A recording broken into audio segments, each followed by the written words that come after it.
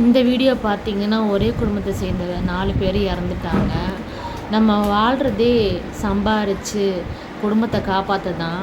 ஆனால் கடன் சுமையால் இவங்க இறந்துட்டாங்க. சொந்தக்காரங்க, உறவினர்கள் இறந்த பிறகு எல்லோரும் வந்து என்னங்க பிரயோஜனம்? நமக்கு தேவையானது பணம் மட்டும்தான் இந்த உலகத்தில் வாழ்கிறதுக்கு. சொந்த பந்தங்கள்லாம் ஏன் இப்படி வரமாட்டேங்கிறாங்க?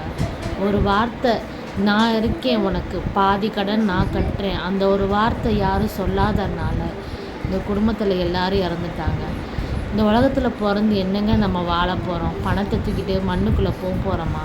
அப்படி எதுவும் கிடையாது.